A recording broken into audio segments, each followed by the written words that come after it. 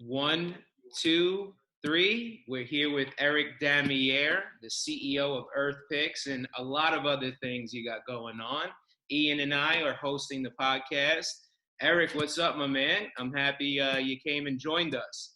Yeah, nice to meet you guys. Nice to meet you, Ian. Mike and I have been back and forth for some time now, and working together on some deals and whatnot. Yeah, And it's a pleasure. Thank you for inviting me over. Yeah, of well, they course. say teamwork makes the dream work, so it's an extension Right. of the reach we can get on Instagram. We're all Hun- curating cool things.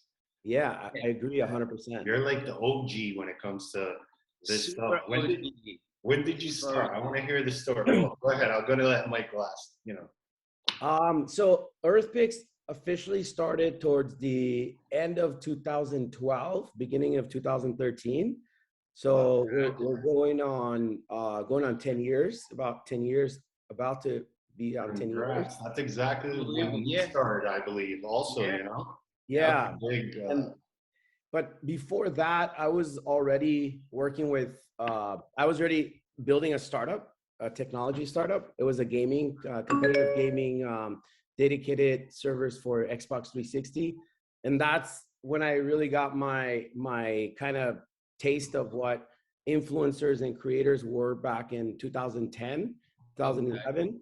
Okay. We had the opportunity to work with a few YouTubers, marketing our product, of course, and we just saw how much influence these kids had. They were like kids that were uploading their video game, recording their video game gameplay, Yes. This is big. and Yeah. yeah, back Streaming. back in 2010, 11, 12, 13, right around the time that Twitch started as well. Twitch started around, Yes. I believe, 2012. Around 2012 is when Twitch started, and we actually hosted one of their first online Call of Duty tournaments. Like we Do you actually know were the do you know the Face Clan?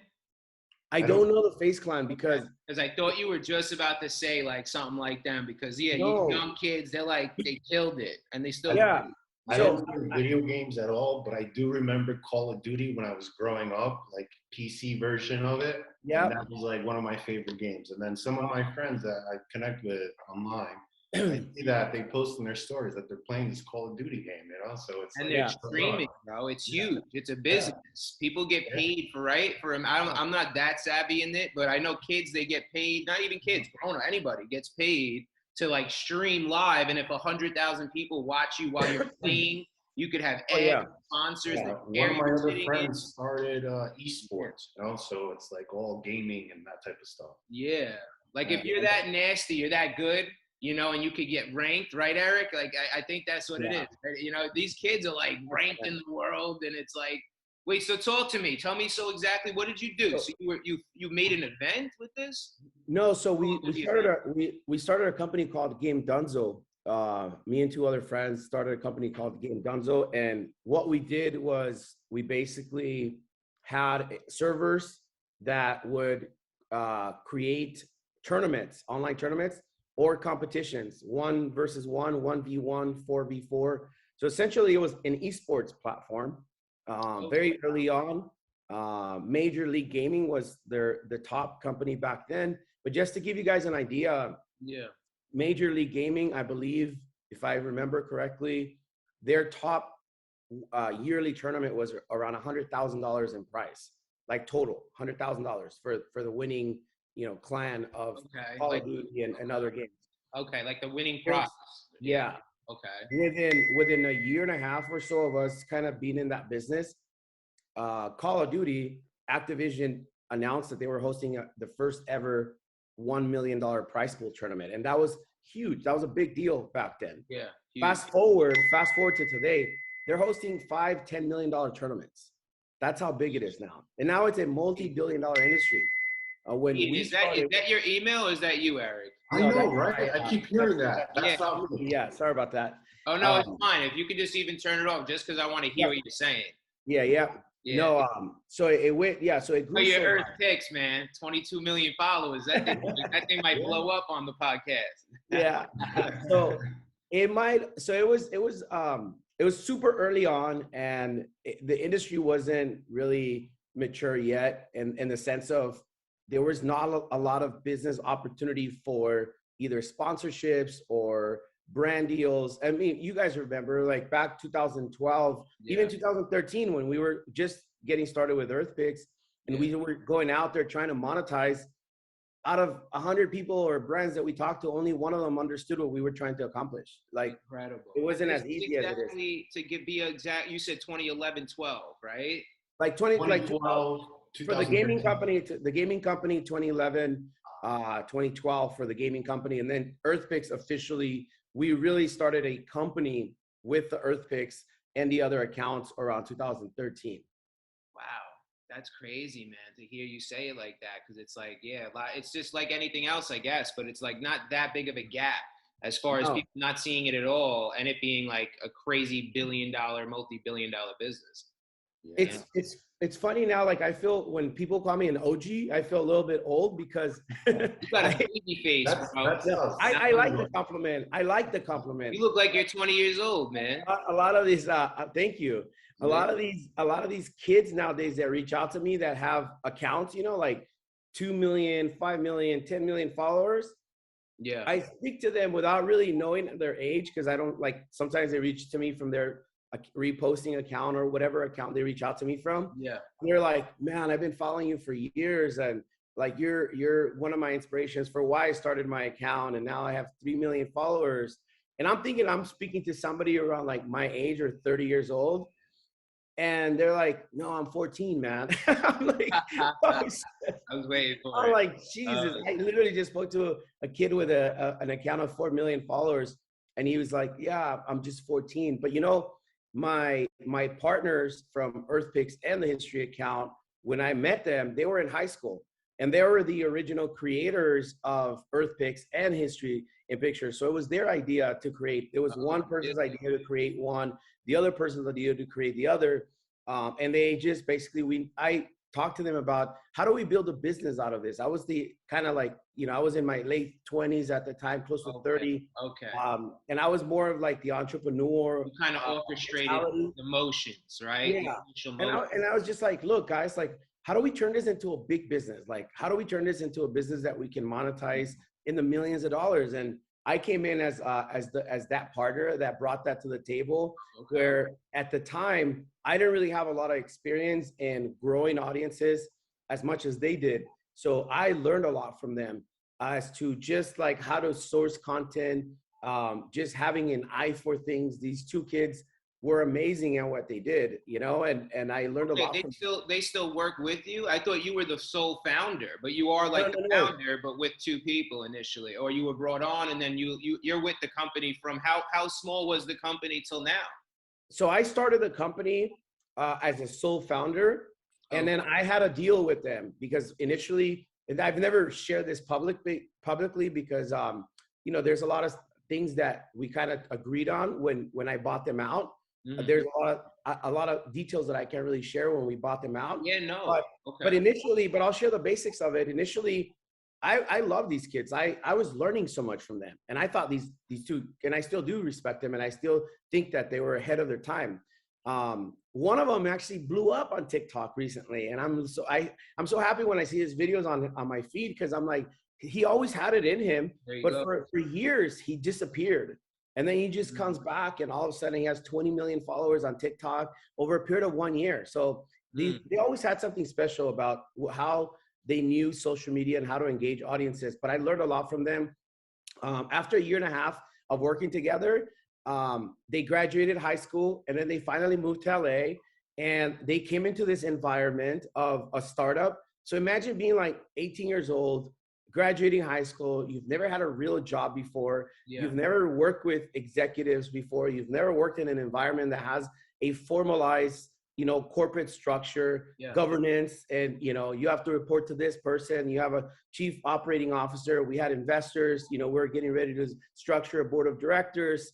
Mike's very familiar with this. I'm listening, bro. I'm listening. You know exactly what we're talking about. Yeah. And, you know, as a kid, I would imagine, this is just my assumption, I would imagine that as a kid coming into that type of environment and being in such a structural environment of a startup, we just raised $2.5 million from VCs in Silicon Valley. So it was all hyped up, you know. We had just had an article that actually Forbes reached out to us and said, we want to write about what you guys are doing. And the article's headline was the social media accounts behind $1 million a month business, so we had a lot of hype. And after a year and a half, we all kind of agreed that it wasn't the right fit for all three of us to continue on. And so we did buy them out. We bought back the shares of the company, and we kept running. At that point, I think we were like around maybe 2 million followers combined. Oh, really? Yeah. So I took the network from 2 million followers to now across the board 50 million followers across all platforms, across all accounts. It's about 50 million followers. What would you say is the best platform that you're on? So that's changed over time. It used to be Facebook for us. So initially it started off as Twitter. Twitter was where 80%, 90% of our revenue was coming from the first 2 years. And then we basically started on all platforms, but the traffic that we were able to send from Facebook in those days quickly became 80% of our revenue. And then Twitter was about 20% of our revenue. And so back then, 2014, 15, Facebook was the platform. But we quickly noticed that Instagram was growing the fastest of all of them. And even prior to that was like Tumblr, and then like I think Pinterest was a wave too, but I definitely know Tumblr with travel content was a viral, those two together were the thing for a moment. Yeah, but I hear you too. Facebook too had an interesting whole thing with that too. You could grow naturally like crazy organic reach with really good content. It's interesting when you say it shifts like that. And I appreciate you sharing that back end, because I've known you a bit, and I feel like when we spoke, it's not that long, but I feel like I've known you forever, right? The last few times we connect for like 2 hours, and it's so natural. I'm like, yo, Eric, you need to come on the podcast, bro. I'm looking at my phone, it's like 2 hours, and I love the conversations, they're awesome. Yeah, we talked. I didn't know all that, man. So that's crazy. And you are like the largest, if not the largest, one of the biggest travel accounts on Instagram. Yeah. Literally. So you have 20, I know there's various businesses, but just Earthpix, in reference to that, you have like 23 million on just that Instagram, right? Just on Instagram, yeah. Just on that one account, 20. On that one account. I think you're in the top 5, 10. Like that's amazing, bro. Unbelievable. And then can you talk to me, so from going from, let's say it was 2 million on Earthpix, but I know you were kind of referencing you have multiple different, and you're on different platforms, different channels. But what would be like the strategy? How'd you get from 2 to 3 million to 23 million, and you're literally like the top 5? No exaggeration. Like now, you're like the biggest. So, just looking at the metrics, from a metric standpoint, we looked at 2 different metrics, right? Like growth of audience, growing and building their audience, and then the most important part for us at the time, because we were a sort of quote unquote media tech company. We needed to report back to our board and our investors. Okay. So we always looked at the revenue metrics. But one thing that we did notice around 2015, 14 was that the fastest growing metric for us on the audience side was Instagram. So we strictly focused our team. Like we actually have built a team out to strictly focus on those metrics, on those growth metrics. And the simple answer is this: if you provide quality, right, in a quantity, in a quantity amount, you're gonna win all the time. What people give me the variables, bro. Give me the variables. Yeah, so that's what it is. It's quality, the quantity. Yeah, because here's the thing, right? I've had this conversation multiple times just in the last month. It's there's a lot of people out there that preach just post content, just post content, just post content. But we all of us here know that that's bullshit, right? Like you can't just post whatever you want and then expect for you to grow so fast. And so for us, it's always been a situation where, we have a secret sauce that we call, we have a about to say, I don't want to say it because Mark, we have a perfect, on the first episode combination. I'll show you guys. We have a perfect combination of knowing what will perform well. And then at the same time, we've tested out posting more times per day with good quality content, like the most engaging content. Yeah. But what we have noticed, even when doing so, is that eventually you run out of those quality content pieces. So instead of posting 6 times a day, we'll post 2 to 4 times a day. But we know that, especially when, okay, so here's another thing that I'll share with you guys. Whenever there's new features that are coming out, take advantage of those features. Yeah. Like, be the first to take advantage of those features, because once everyone catches on, at that point, like right now, I'll give you a new feature that just came out. Yeah. TikTok stories, right? TikTok stories, no one's talking about them yet. And I posted a few stories. They don't get nearly as many views as my regular posted reels, TikTok, right? But what happens is it's that brand new feature. TikTok's just starting to test out, and it's gonna grow. It's gonna run very up quickly. Yeah. It's gonna blow up, right? Yeah.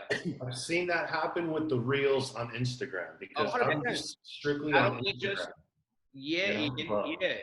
Not only just reels. New feature, yes, I agree. So when reels came out, right away, before reels came out, we were posting, let's say out of every 10 posts, before reels came out, of every 10 posts, we were doing 2 video or 3 video, and then 7 photographs, sliders.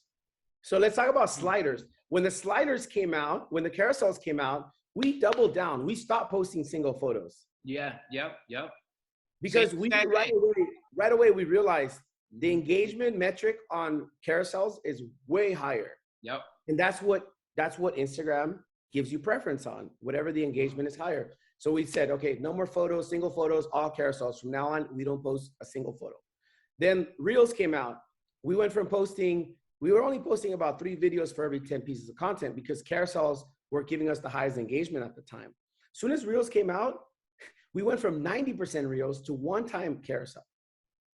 Yeah. Smart. Yeah. Overnight. Rhythm. You have to become like synchronized, almost like a melody with the algorithm in the app. You have to really work with it. It's almost like, in a way, we're like sing with this app, like, super synced, really understand what's going on in the back end with the company algorithm, down to the littlest details, reading it all, and those that have that type of relationship with this app and social media as a whole, the algorithms as a whole, is the guy that's just killing it, and that's what you're doing, man. It's unbelievable. And you have it down. I feel it. You're uploading contents, and it's a rhythm. You're like, you're working with the algorithm, like in a great pattern. And you killed it. And I also feel you're a niche too. Not that but very much so niche contents like channels, I feel have that more potential for scalability, instead of posting. So you hit on the head with that too, which I love what you did. And I want to transition even into the next thought, the history channel, because this thing is amazing, and it's niche focused. And I'm a history geek. I'll watch the history channels, ancient aliens, all this stuff. I love this. I like true stories, like facts, documentaries, Yes, so I went to your history channel after talking with your man Nick, and diving in on it. He's awesome, by the way. Yeah, and I'm just reading. I'm scrolling through. Ian, you got to check out his history channel after it if you haven't.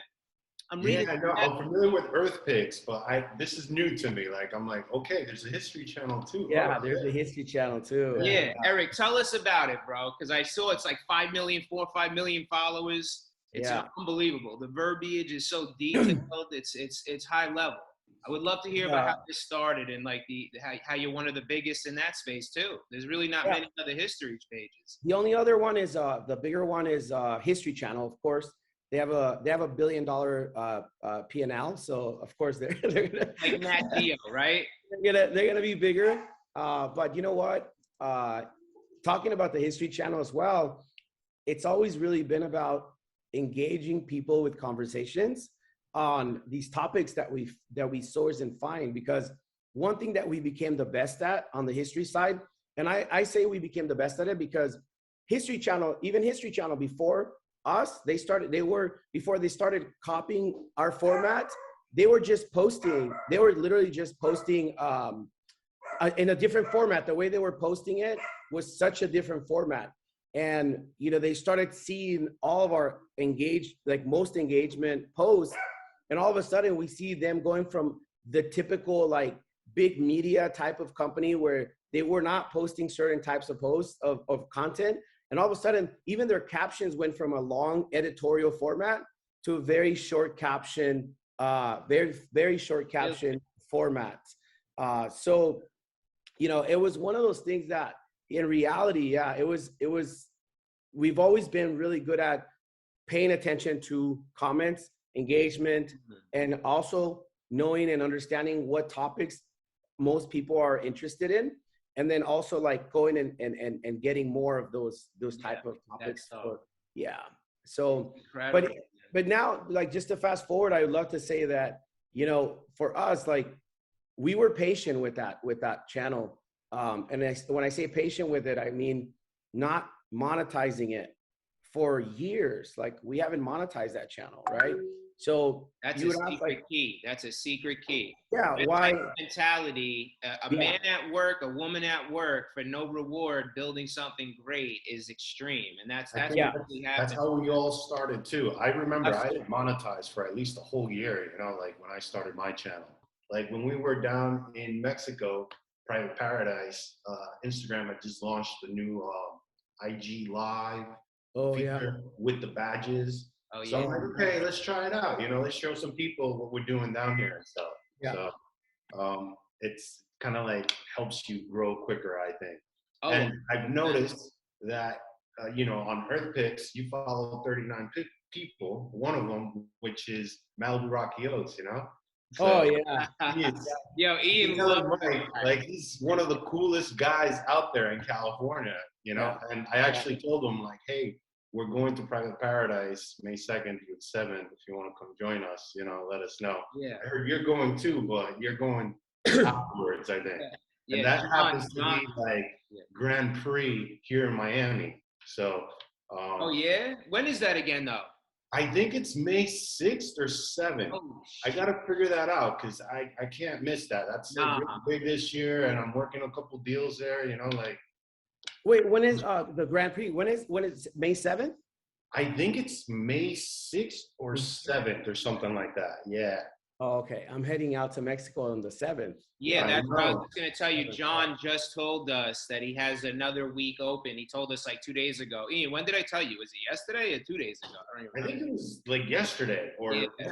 That we just got we got a few days open. So Ian's going to go there and we'll meet you on the 7th. So you guys could chill. I'm going to hopefully come too. I'm trying to make it too. But yeah, the yacht guy may go, a few other guys. So Eric, you'll run into this crew probably on that last day, or your first day, your last day. And then you have the place to yourself though, Eric. Yeah. Amazing, man. Yeah, I can't wait to show you guys what we're going to do out there. Just from a perspective of like putting out a bunch of organic like content that can go viral on multiple platforms and bring so much awareness to the villa. Oh, man. I highly recommend. I've never been to Consumel or even heard. I've heard of it, but not as much as what Mike was telling me about it. And when I started looking at the videos, man, it's beautiful. I heard about it first time there in Cozumel with Michael, and I gotta recommend. You know, speaking about viral things, you should try the glass bottom boat. Oh yeah, glass boat. Yeah, that like our video has been going viral through like Instagram. You know. Oh, yeah, I love that. Yeah, I told you, Eric. I told you about that. Eric's on it, man. He's seen it. He's about to go crazy out there. But, you know, Eric, just to bounce back, I want to know. Can you talk to me about like, you mentioned the Earthpix. I want to know, not to just jump around, but with Earthpix and the history business, what is the exact name of the history channel again? History Photographed on Instagram.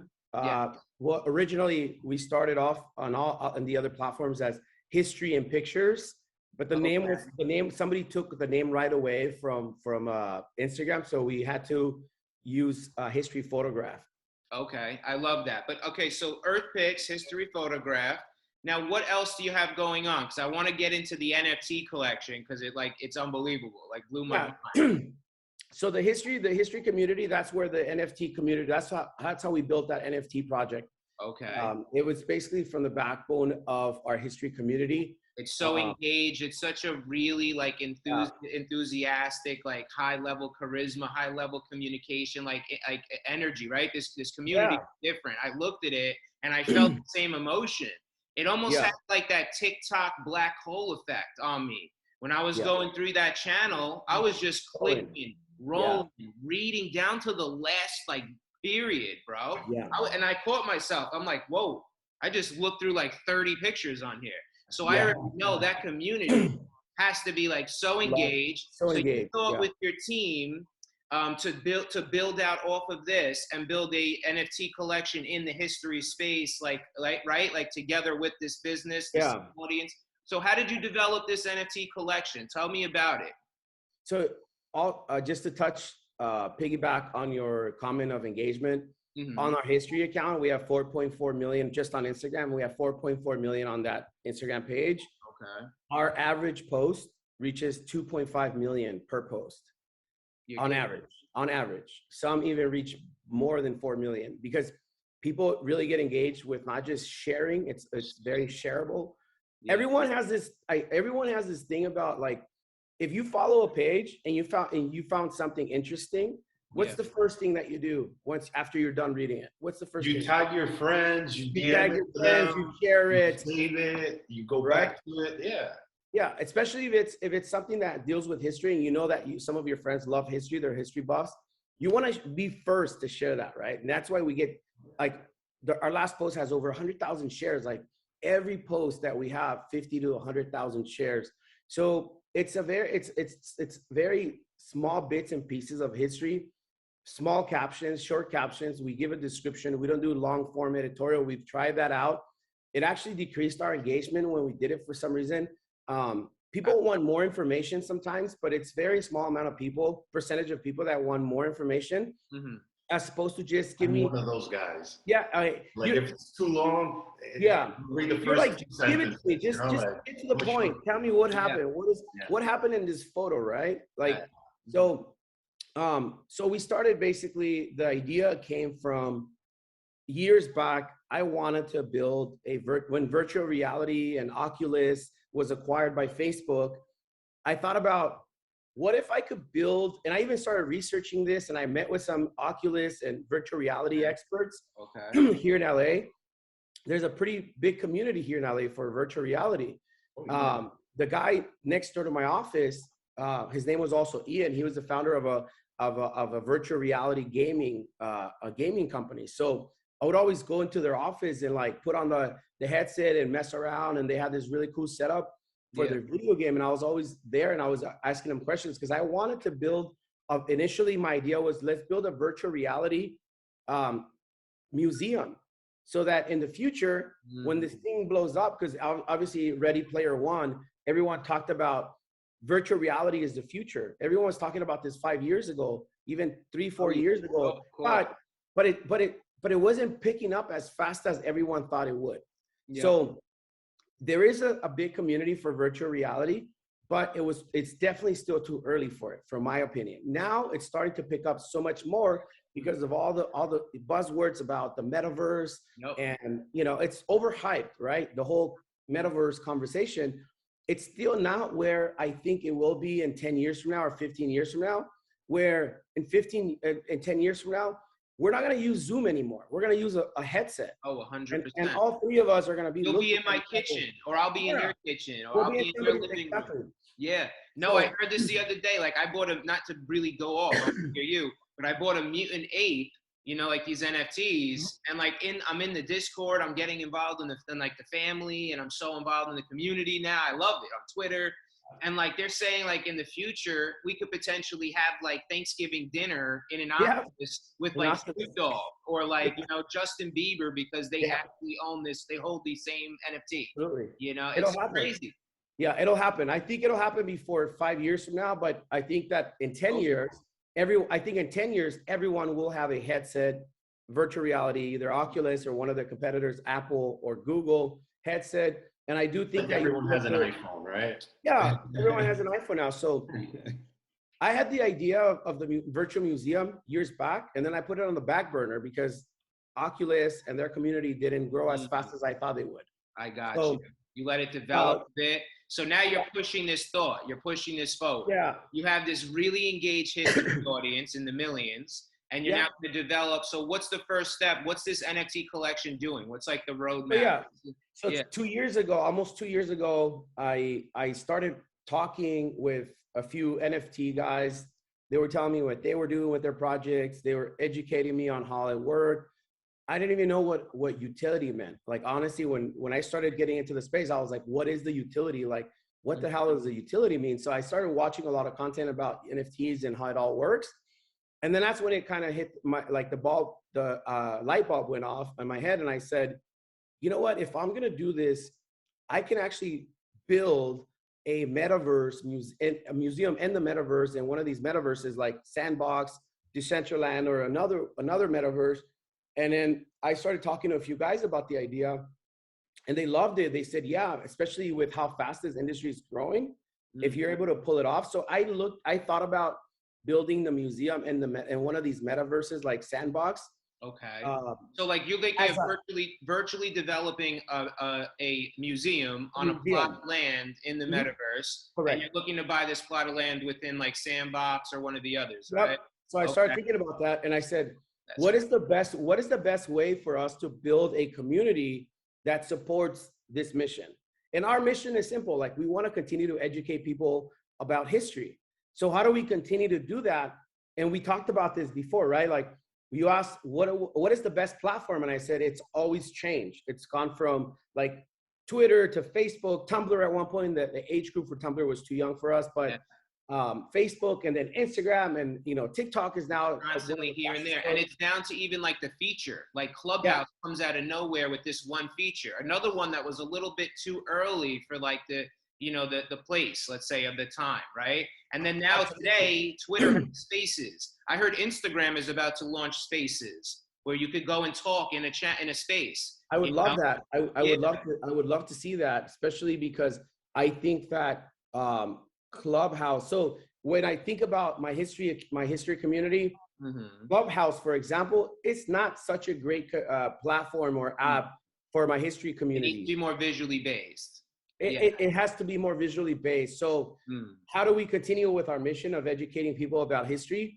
We have to move with the trends. And the trends as going into Web3 is all not just virtually decentralized NFTs, cryptocurrency. And so I started thinking about that 2 years ago. How would I build a utility because look, here's the thing. Like, I knew a lot of guys in the space because I'm friendly with everyone, but a lot of these guys were coming to me and saying, oh dude, if you launched an NFT project for your history account or for Earthpix, you'd make a ton of money. Yeah. And I said, and then what?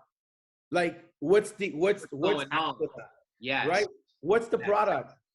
If you come to me and say, I hope a lot of people hear that, because this is the motive right now. I can make a big bag of money, and then they don't understand, like, there's a million more layers to it. Money is absolutely the best thing to even think about. Yeah, that's the last thing you want to think about, right? So it's part of the business, it's a part of the equation. You got to think about it, right? But it's the value and the heavy focus got to go into the community. Absolutely. Right? Reverse engineered the whole time. The most successful collections, they're honestly constantly thinking from their whole perspective back to them, never the opposite way. Yeah. 100%. So exactly. And it's like starting off backwards and really falling in love with what you're building is like, my thing is this, like, if you come to me and right away the opportunity is all about making money, I'm not interested. 100%. If you come to me and the opportunity is about building something of value for everyone else, then I'm interested, right? So I had been talking to a lot of people, and I started getting turned off a little bit early on, like 2 years ago, because a lot of these kids that were reaching out to me and telling me, I'm launching my NFT project, bro, I'm gonna make so much money. That's all they talked about. And I was like, okay. I'm not interested yet. I'm not interested, yeah. Like, so I started thinking about, how do we build a community and a product that actually serves as value long-term, right? How do we build a company that serves as value, that it's going to be here for 10 years, 20 years to come, maybe 30, 40, 50 years, depending on where, this whole Web3 goes. But that's when I thought about it. And that's when the light bulb went off about the virtual museum. And I'm like, oh, you know what? One great way to start that specific idea is just a stepping stone to getting to that bigger picture is for us to build a museum, and the first museum in the metaverse. And one of these metaverses like Sandbox or Decentraland. And we're gonna now, so we already bought a plot of land in Sandbox. We're getting ready to buy a plot of land, Decentraland. No one's heard this, by the way. I'm saying this for the first time. We already have a contract in place with a designer and a builder for Sandbox. Then we're gonna start building in Decentraland. And the reason that we're doing this museums, we're building out these museums in those two different metaverses, is because it's a marketing play for us. It's not the end be all, right? We're looking at the foot traffic coming into Sandbox, and we're looking at how many people we can attract in Sandbox and Decentraland. For what? For the bigger picture, which is we want to build our own metaverse environment, and we want to be the first educational metaverse. And when I say educational, I mean us going and doing partnerships with every museum out in the world, and then giving them an infrastructure and support on the technology side to coming in and building out their museum and buying land from us. Wow. So that when you come into, they could display their artifacts. They can display their artifacts, and they can monetize their museum, and they can monetize our traffic by someone wanting to go to the Museum of History and Arts or whatever. Yeah, or the Smithsonian, or whoever decides to partner with us and buy land from us, and whoever we do those partnerships with, right? I love that. I feel like it's very therapeutic, looking at the art and things like that. For me, at least, everybody has their own take, but yeah. Oh yeah, 100%, man. Like I highly recommend. Anytime you go somewhere and you get a chance to go to either a museum or even a library, or somewhere that has some sort of archaeological zone, you get to learn so much, and you expand your mind, and you actually learn about the history of how we became who we are today as a world. 100%. So that's how the idea came around. We took a while to build a community to support. And by the way, like, not everyone supported it. Like most of our community did not support us doing an NFT collection because of all the there's a lot of criticism, and there was a lot of stigma. There was a lot of stigma being pulled. Every other week somebody was rug pulling, somebody was launching a project, doing $3 million in sales, $5 million in sales, and then deleting all the accounts and taking everyone's money. So imagine you're trying to enter an industry at a time where all of these news are coming out every week, every other week. Somebody's announcing this project just took $5 million from their entire community. This project took $3 million. It's the wild, wild west still right now. Like, I'm pretty invested, and I follow these like really big, people that are well known, that have their own collections, that are the most successful, like blue chip collections. I'll follow the owners on Twitter, and like one of them the other day, this collection, Psychedelic Anonymous, absolutely incredible. You should look into that if you haven't. But like the owner Voltura on Twitter, he tweeted something, and I'm pretty sure it was him, but he tweeted something like, somebody just got arrested for an NFT, like criminal, like based, you saw this? And it's like, here it goes. Here's the first one. It's like so Wild West. They don't even have laws yet really in place in this space. Yeah. Kids becoming millionaires overnight too on the other end, So it's pretty wild. One of the things that I was talking about from day one, I'm so happy that we have Discord as our main channel of communication, because if you go back to Discord months back, 8 months, 9 months back, one of the things that I would always tell our community was, I'm the founder of this project and I'm fully doxxed. You guys know who I am. You can Google my name. You can Google me you can search me on Instagram. You can search me on Twitter. My name is everywhere. LinkedIn, I'm an open book, right? Yeah. And if you were a good person, Forbes would not do an article, on you, like the way you described earlier. So it all validates. Yeah.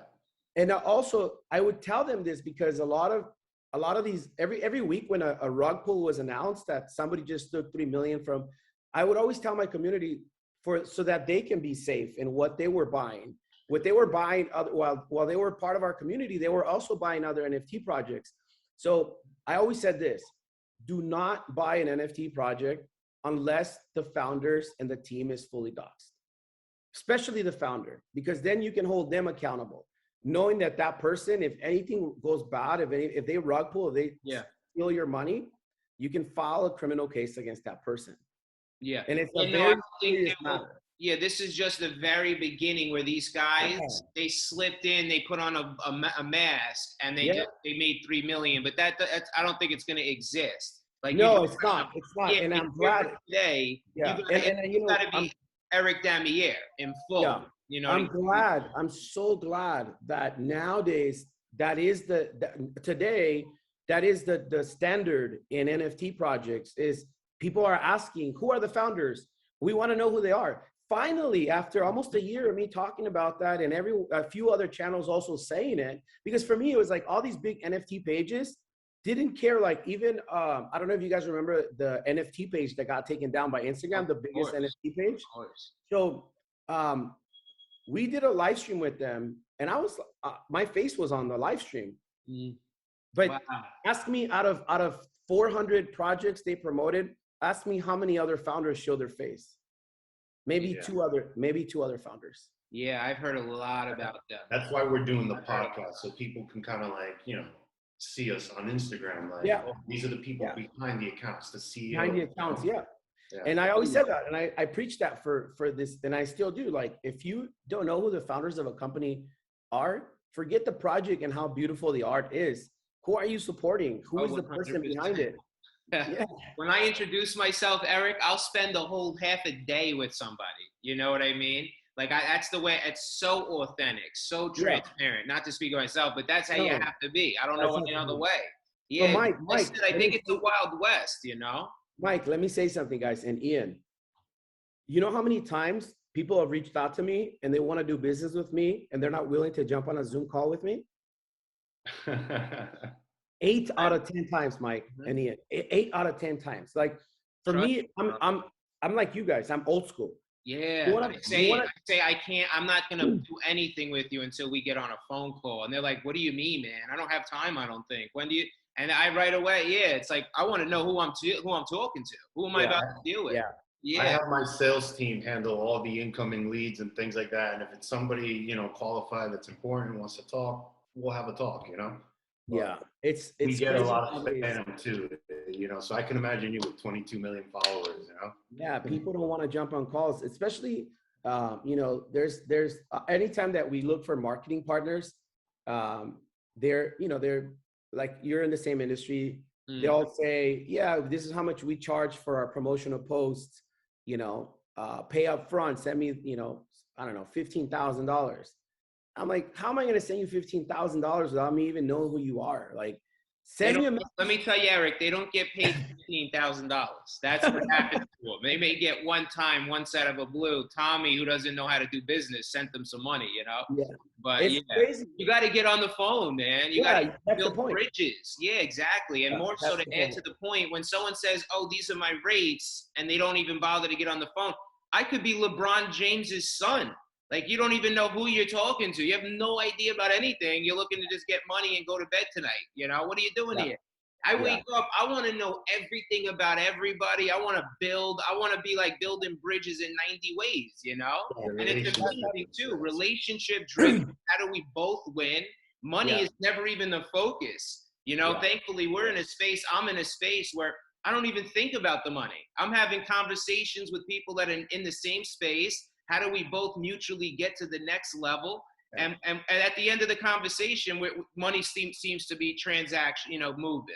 But it's never even 99% of the conversation is not about money. I also look at like who our mutual friends are, because if I'm like, okay, my billionaire friends I know are following you as well too. Okay, then you're a good person. Otherwise, they wouldn't follow you. So we could talk about Howard Light. Ian loves Howard. Yo, I gotta meet this guy, bro. Howard's cool. Howard's really like he's super cool. Super cool dude. Yeah, super cool dude. Yeah. My first trip to California was with Howard, Howard's super cool guy. Super awesome guy. Yeah, so Eric, tell me real quick, because I know like the NFT it was in Forbes. We worked with you. It's in Forbes Monaco. It's an awesome placement. I read about it. I loved it. Anyone watching, check it out, Forbes Monaco. history photograph. But I want you to tell me like the NFT, like I know you sold something, right? Like you sold a pass. Is it like a meta pass that you So can? Yeah, talk to me about that. we did a collection of 8,888 NFTs that were 12. It was basically original art by designers and by these graphic designers in Barcelona. And we did 12 historical characters, but that specific NFT drop it also included a lifetime pass to our museums. So anyone who holds a pass is a pass holder, will get access to any of the museums that any of the virtual museums, any of the metaverse museums that we build in any environment. Yeah. So, and I want to add to this too. I know you mentioned those several lands, like Decentraland, I believe it is. I'm not even that savvy with that one, believe it or not, and Sandbox. But I want you to also consider the other side. The Bored Ape Yacht Club, they're launching their own land in metaverse. That might be the spot, So that will definitely be the spot. The other side, yeah, 100%. So so holders, they can buy this NFT and they get access to any of your museums. And what else? There's 8,288 sold out. It's sold out. 14 minutes. What? Wow! Congrats. Why 8,888? Just 8. The number 8 is a lucky number. I was gonna say, like, everyone has their number, So like 8 is huge in this NFT space. Like 3s, 11s, but 8's are huge. Yeah. So you sold 8,888 NFTs in 11 minutes. Did you just say? So it was around 11. We have a debate on whether it was 11 or 14. I remember it as being 14, but we went back to the live stream that we recorded. And it's kind of like, okay, did we start? Because I know we started a bit like, so the way the smart contracts work, you have to deploy the smart contract into the blockchain. And then once it's deployed, you got to hit that start button. So it takes sometimes, as you guys know, depending on where gas prices and the transaction is, it's not like you just click a button and it starts that second. So we were all on a live call, and we're saying like, all right, let's get it started now. So we started, I think it was 2 minutes earlier. So so 2 minutes earlier. So in reality, that's 14, because I could have sworn I thought I said 11. Maybe because I said 11 before it, but it was. So you don't know if it was 11 or 14. There's a debate between whether it's 11 or 14, but I remember it being 14 minutes. Either way, it was done so fast. Incredible. So what happened? So out of nowhere, if you don't mind me, out of nowhere, you had $2 million or something. Is this what you used to then go buy the land in Sandbox? Yeah. So at the time, because at the time, I think ETH price was around 2,500. No. I mean, you killed it. When we sold out, when we sold out, let's see. ETH is like 3,400 right now. Yeah. So the exact number was 2.4 million at the ETH. 2.4 million at the ETH price that day that we sold out. Generated in 10 to 14 minutes, whatever. Yeah. And now you use this land, I assume, and you went and bought like this. You used this money, went and bought the lands. Correct. Now, and you established these virtual developers to move into the next phase of building the actual museums there. Is that what's happening? Yeah. And then outside of that 2.4 million that we did in revenue in that 14-minute time frame, we had an additional 2.9 million in secondary market sales following that day. So from that day of the sale, everyone who resold some of their NFTs, we had an additional almost $3 million in sales in that day. Secondary market sales, yeah. Unbelievable. So people went and bought like 6 or 8 or 10 NFTs from us. Mm-hmm. They kept some, they put the others on the market. That's what people do. They flip. Yeah. So that revenue is now being used for buying land, developing technology, our team, marketing. We gave back 100% of the secondary sale revenue. We gave 100% back to the community. We did our first giveaway was around $200,000. That's awesome. Where we gave away World of Woman NFT. We gave away a Doodles NFT, and we gave away a shit ton of artifacts, historical artifacts, like officially signed Muhammad Ali gloves, a frame, Muhammad Ali, some Marilyn Monroe stuff. Yeah, we gave her on over a little over $200,000 in giveaways in a single month, and then and people are still haven't claimed some of their prizes, so we're still waiting for some of those people who won. We've sent them emails and we posted it on social media.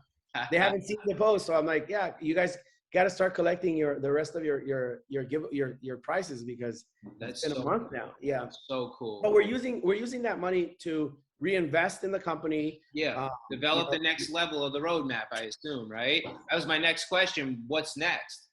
So the next thing is that we're getting ready to announce. We just had two executives join our team on the NFT Moments in History.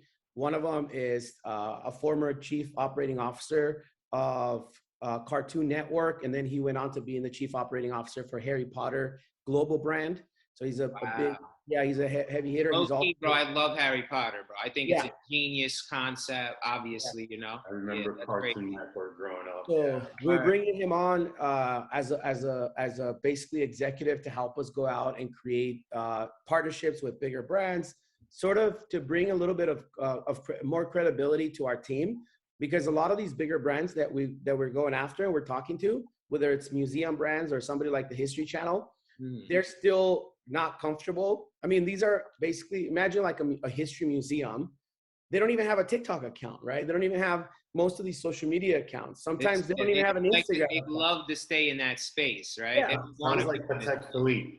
Yeah. Rolex. So Yeah. imagine us coming in and talking to a museum who doesn't even have an Instagram account and telling them, buy land from the metaverse and build this museum with us and partner with us. You know, I could imagine for us talking to their executives, we look like a bunch of young kids who don't know what we're talking about. So if you have a seasoned executive who's experienced, who's been, you know, a chief operating officer of something like Cartoon Network or Harry Potter's global brand, and now he's the one having these conversations with them and explaining to them. So we're building our team as part of that reinvesting in our company. We're reinvesting in building the team as well. Obviously, you know, we've hired 3 or 4 people now. We have another executive who spent about 3.5 years, I believe, at Dapper, which is part of the NBA Top Shots team. He was also former head of sports at EA Sports. So he has a big resume. Not only that, but he was with Dapper, I think, from day one. So he was one of the early employees who actually saw how they built their team, how they went about doing infrastructure, the partnerships with NBA, the partnerships with NFL. So there's a lot of experience that he's bringing to the table. So that's number 2, building the team out. Number 3, building technology. Of course, you know, a couple $1 million is not enough for us to go out and build our own metaverse, right? So part of the plan on the roadmap now is for us to go out and raise, you know, $10, $15 million from investors, because we do want to be that educational metaverse company. And right now, as it is, no one's really focusing, from what I've seen, no one's focusing on becoming that educational brand for these museums, in the Web3 space, in the metaverse space. And no one's really educating them as much as we want to educate them on how it all works. So it's going to take a lot more funding than what we've generated to actually build the company. But we do see the potential. We believe in it. We're passionate about it. Nick, Matt, everyone who's working with us is amazing. Like they're super passionate about it. I love listening to you, bro. You know, it's incredible. You really have it down. You know, I know when someone's in tune, you know what I mean? And it's amazing. And like, I love what you're honing in on education, because it's something that people don't really like understand at the highest value, because it comes to us like breathing, you know, and it's something we almost don't, it's like we oversee it. It goes over our head rather, right? Absolutely. But like education in a content perspective is like a perpetual sponge of engagement, you know, from people. They're going to perpetually engage and want to know more, you know? So it's just like, they're always going to come back to your hub, you know, they're always going to come back, you know? And it's interesting how underrated or over, you know, it's like something that we don't really, right? You know, because it just comes to us so naturally. But I love that you're honing in on that, because like you said, I don't think anyone is. And I'm pretty fairly in the space, like, you know, from an investor perspective. I'm not buying lands and building and doing things like this. I don't have a project or something like that going on. I would love to. Me and Ian and I, our ears right now, we are 3 million in 2 minutes. But again, I'm all about, and you already know. So that's why I'm really confident potentially if I do something. I'm all about the heart, of the person, and all the other things. Everything else comes as a byproduct, like we know. But I love that you're honing in on that, and I think you're going to take it to the next level with it, man. I appreciate it. Bigger picture is, and I'm going to Google this stat right now. How many? Here, I'll Google this. So there's around 79 million students in America, just in America. 79 million registered students in America. As we know, everybody now, there's a laptop, right? There's a laptop, there's iPads in every classroom in America. Yep. So what do you think is going to happen in 10 years from now? There's going to be a head in every single school. So imagine a metaverse, an environment where these schools can take their students on a field trip to a specific museum that normally they would have to fly to a different country or state. Yep. Now you can put on a headset and get a tour with your history class and your history teacher. Of the Louvre, of the MoMA. Exactly. Crazy. So imagine that, right? Like 10 years from now, students being able to just plug in and say, today we're going to go visit this museum and walk through the whole place and just see and learn so much. And that was part of their history class. So that's really where I see the opportunity heading in that direction, right? And then obviously you monetize by charging an entrance fee or a subscription fee to these students or the government or the schools. Add to the school budget. Yeah. Eric Damier is here, baby.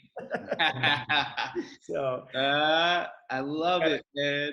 Just gotta find the right lobbyist and then get plugged in, man. Nah, it's amazing. Nobody's gonna hear you on the podcast, and they're gonna reach out to you. Yeah, hopefully. Also too, like from a museum perspective, you mentioned it's hard to communicate with them, but in another sense, when you go into a museum, and I love it, like Ian mentioned, it's like therapeutic, it's like meditating, it's like medicinal. I love art, I love details, come from a jewelry background, branding background, detail oriented, right?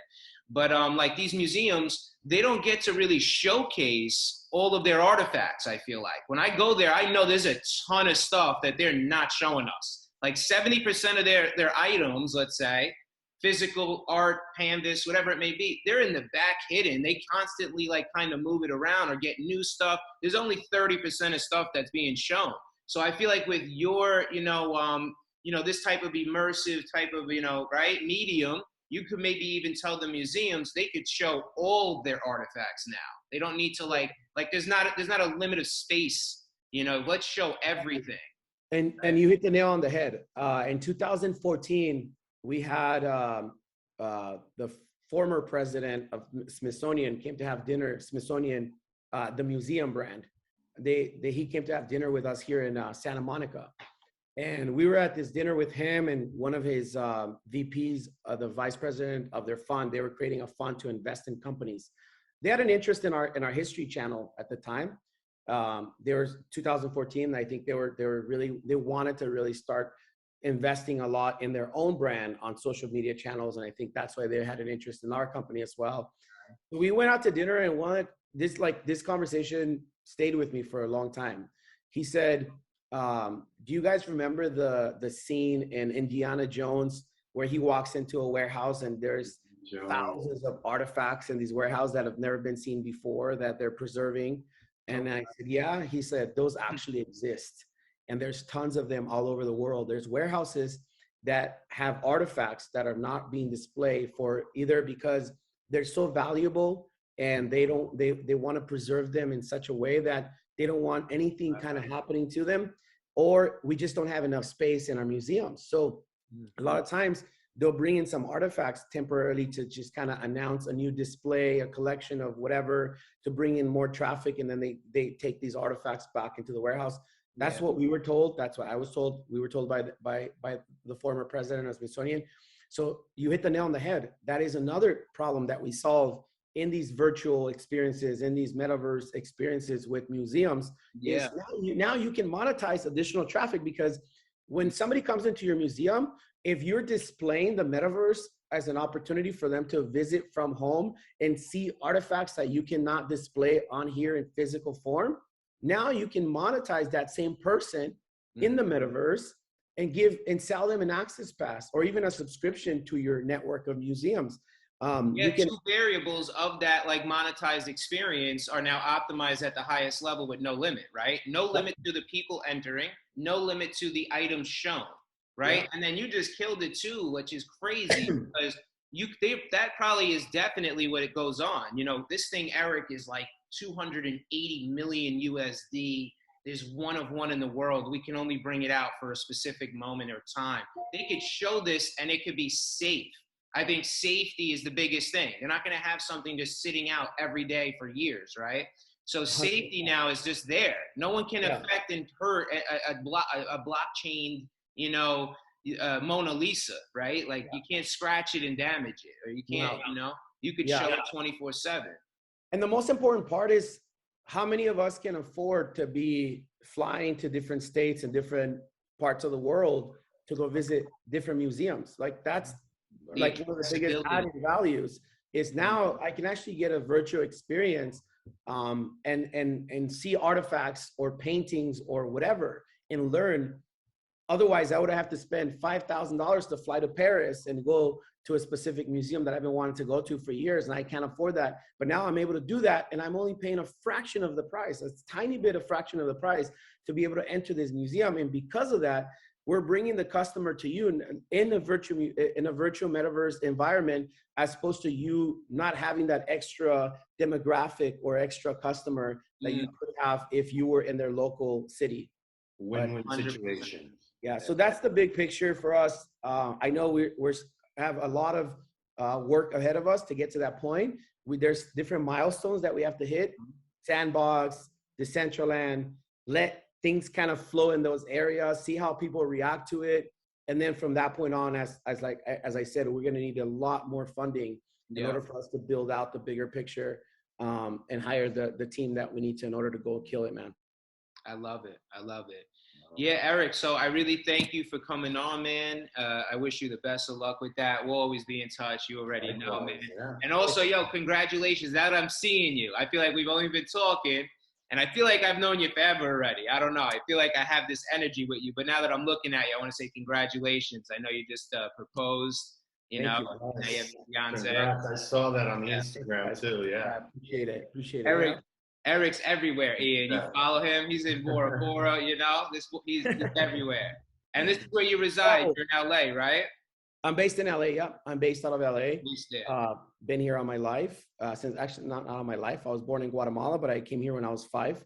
So based in LA, but I travel 2-3 weeks out of the month. So basically I only spend about a week here in LA, and then I'm back out hitting the, you know, different areas and working with hotels, with travel brands, and also running my businesses from anywhere in the world. I was in Bora Bora, and I was in the infinity pool at the Four Seasons, and I was on a Zoom call with one of the executives that I just mentioned, as we were negotiating his terms of the contract and all that. Yeah. And I said, guys, I got to turn my camera on because I want to show you this view right now. And I just turned it on, and they're like, holy smokes, it's just so beautiful. This is Eric's office for this Tuesday. And that's my office today. Like I'm so blessed, man, that I get to work from anywhere in the world, basically. And my team does too. By the way, like everybody in my both of our teams now are all remote, so they can, you know, my COO of my travel company right now is in Chile and hanging out with some buddies, and went to a wedding this last weekend, and we still have a call schedule for the week. And, you know, we still talk on text message, emails. We still talk to our partners. Doesn't mean that because we're traveling and we stop working, but it's just the lifestyle that I chose. Yeah, that stuff ain't easy, man. Like we have offers to stay here, there. But I'm like an old school guy. I'm a homebody type dude. I love traveling too, but you know what I mean? I love both. But for me, I have difficulty. I can't lie. When I'm away, I just can't zone as hard as I can when I'm in my zone. I'm the same. I feel you on that. If I'm home, I can zone in a lot more than when I'm traveling, because you still want to have, especially when we're traveling, like you still want to have that enjoyment of being able to enjoy this beautiful paradise Yeah, instead of being on a computer or phone all day, you know. But you Yeah. just have to find. It's been years now for me, so I've now found a sweet spot where I can still get a lot of work done from this time to that time, and I schedule Balance, right? my You got dial like that. that Yeah. balance.